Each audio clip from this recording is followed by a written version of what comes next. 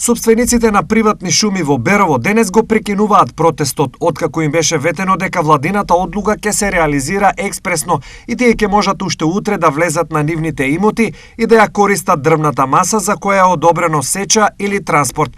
Сепак ова не значи и крај на нивното незадоволство, па тие за во понеделник најавија нови протести, овој пат за нивите и пасиштата кои понатаму се заштитени без нивно одобрение. Општината е таа која што мора да поведе иницијатива, како што повела иницијатива за да се формира заштитен бред, да стопира, односно да отповика иницијативата во делот на недвижностите.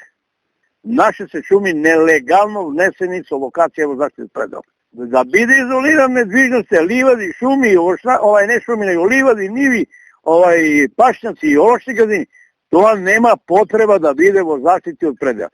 Затоа постојат законски прописи. Во колку има некој природен ресурс кој треба да се заштити, таму кај што го има тој природен ресурс, има закон да го експроприираат и завршена приказка. Како градоначалникот на Берово Звонко Пекевски и општината ќе реагираат на барањата на незадоволните сопственици е прашање на кое денес не добивме одговор.